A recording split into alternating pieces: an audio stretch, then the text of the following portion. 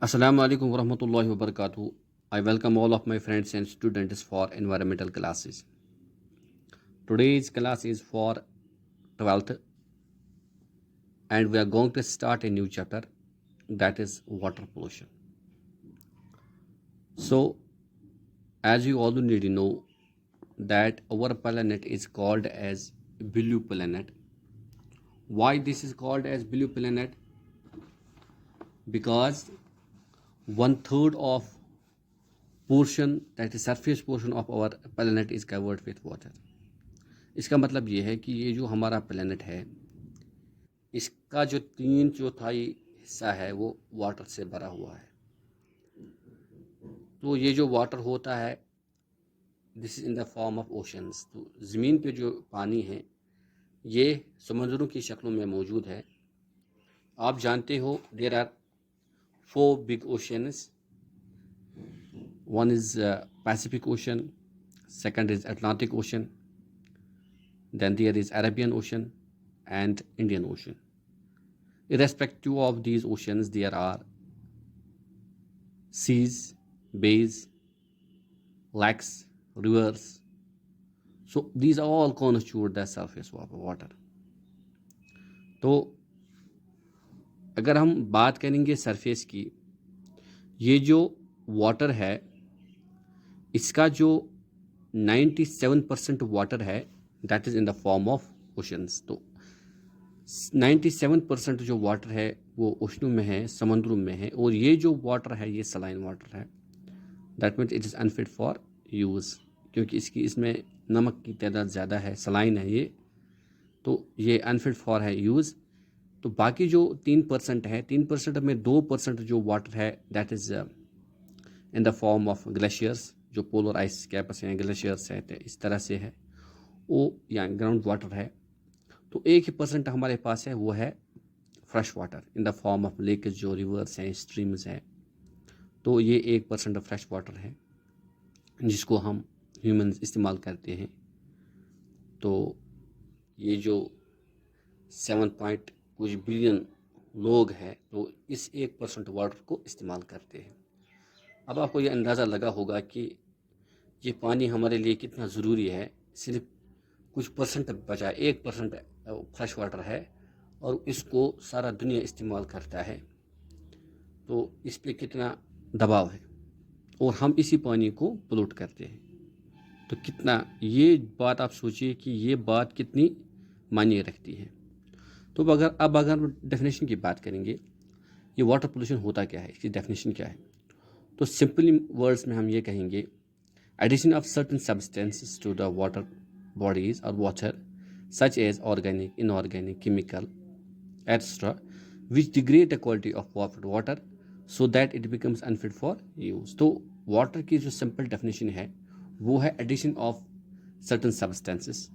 कुछ सब्सटेंस हम वाटर में ऐड करते हैं, चाहे वो ऑर्गेनिक हो that is derivative of plants and animals, inorganic हो other than animals and plants, तो या जिनका सोर्स मिनरल सोर्स हो या केमिकल्स हो, which degrade the quality of water, इससे जो वाटर की क्वालिटी है वो डिग्रेड हो जाती है जिसको हम इस्तेमाल नहीं कर पाते हैं, या which is unfit for the use और which causes the health problems for the humans, plants as well as for the aquatic life. तो इसको कहते हैं वाटर पोल्यूशन। तो ये है वाटर पोल्यूशन, ठीक है। फिर से हम कहेंगे, addition of certain substances to the water such as organic, inorganic, chemical etcetera which degrade the quality of water so that it becomes unfit for use, इसको हम कहते हैं water pollution. This is called as water pollution. तो अब हम बात करेंगे कि what are the sources of water pollution, ये कहाँ से होता है वाटर पोल्यूशन, इसके सोर्सेज क्या क्या है। तो बात हम करेंगे सबसे पहले, इसके बहुत सारे सोर्सेज होते हैं। सबसे हम बात करेंगे पॉइंट सोर्स की। तो पॉइंट सोर्स वो सोर्सेज होते हैं, these are also the water polluting sources. They directly dispose the polluted water into the water bodies. इसको कहते हैं पॉइंट सोर्स। पॉइंट सोर्स क्या होता है, ये वो सोर्स होता है which directly put their impure water or polluted water into the water body। जैसे कि हमारे पास रिवर्स है, लेक्स है। तो जब हम डायरेक्टली ये पोल्यूटेड वाटर इसमें डालते हैं उसको बोलते हैं पॉइंट सोर्स। दैट मीन्स ये जो सोर्स होता है पॉइंट सोर्स, अगर हम इसको कंट्रोल करेंगे, अगर हम ये जो पोल्यूटेड वाटर है, ये जो वेस्टेज वाटर है, अगर हम इसको पहले से ही हम इसको ट्रीट करेंगे, इसको जो थोड़ा बहुत साफ़ करेंगे, फिर डालेंगे वाटर बॉडी में, तो ये हो सकता है, ये वाटर पोल्यूशन कंट्रोल हो सकता है। तो इस पॉइंट सोर्स में आते हैं फैक्ट्रीज या इंडस्ट्रीज आते हैं जो directly which are situated on the bank of rivers या लेक्स, जो रिवर या लेक के जो झील होते हैं या जो दरियाव होते हैं इनके बैंकों पे होते हैं या इनसे थोड़ा बहुत दूर होते हैं, तो वो डायरेक्टली अपना जो उनका वेस्टेज वाटर होता है वो डायरेक्टली डिफ्यूज़ करते हैं किसमें, उस वाटर बॉडी में, उसको बोलते हैं पॉइंट सोर्स। तो ये ज़बरदस्त इफेक्ट करता है एक्वाटिक लाइफ को, क्योंकि ये अनट्रीटेड वाटर होता है, ये जो पोल्यूटेड वाटर होता है अनट्रीटेड वाटर होता है, डायरेक्टली उसको इस दरिया या झील में डाला जाता है, तो इससे प्रॉब्लम्स हो सकती है। इसके बाद है दूसरा जिसको हम कहते हैं डिफ्यूज्ड और नॉन पॉइंट सोर्स। डिफ्यूज्ड और नॉन पॉइंट सोर्स वो होता है जो जिसका कोई सोर्स ना हो, मतलब वो डिफरेंट जगह से आता हो और फिर वो वाटर बॉडी में चला जाता हो। जैसे कि फॉर एग्जांपल लेक्स हैं, रिवर्स हैं।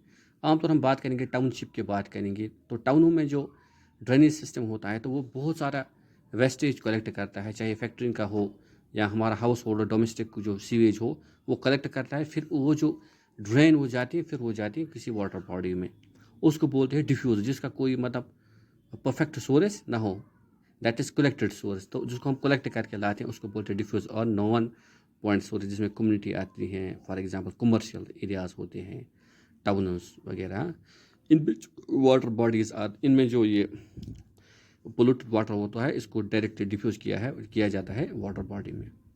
इसके बाद है एग्रीकल्चर सोर्सेज। तो आपको पता है कि ये जो एग्रीकल्चर होता है it's the backbone of Indian economy. तो हम बहुत सारा एग्रीकल्चर इस्तेमाल करते हैं इन द फॉर्म ऑफ हमारे बागात होते हैं, हमारे जो घर में हम सब्जियां उगाते हैं, तो एग्रीकल्चर का बहुत ज़्यादा काम होता है। तो इस एग्रीकल्चर में हम क्या करते हैं, पेस्टिसाइड्स इस्तेमाल करते हैं।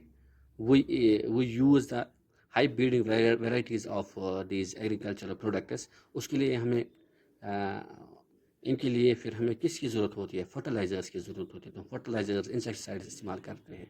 तो ये जो इंसेक्टिसाइड ऑर्गेनिक इनऑर्गेनिक होते हैं तो ये डायरेक्टली परकुलेट होते हैं सॉइल में अब्जॉर्ब होते हैं।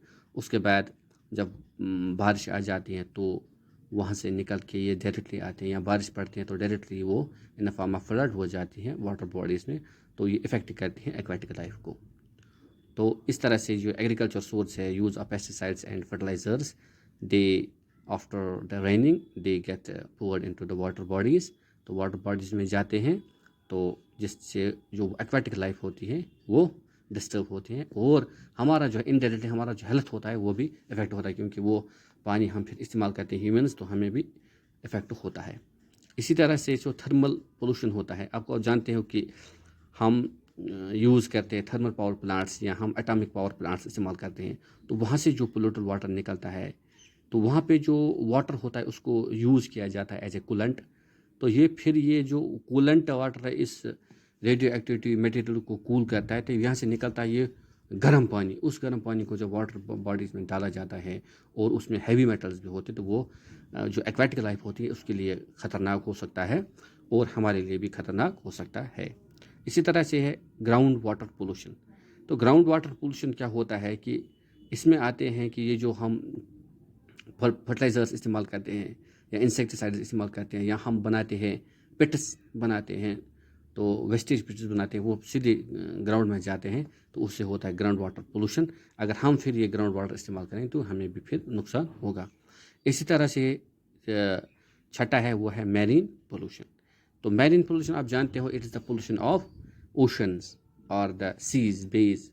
तो ये जो मैरीन पोल्यूशन होता है it is the discharge of the domestic industrial और द फैक्ट्रीज जो वेस्टेज होते हैं that is directly discharge into the river these ocean. जब ये जो मतलब पोल्यूटेड वाटर होता है in the form of sewage water जो इंडस्ट्री से निकलता है या डोमेस्टिक वेस्ट जो बस्तियों से निकलता है, टाउनों से निकलता है, तो उसको डायरेक्टली डाल दिए जाते हैं इन ओशनों में। इससे जो वो एक्वेटिक लाइफ होती है ओशन की वो ख़राब हो जाती है।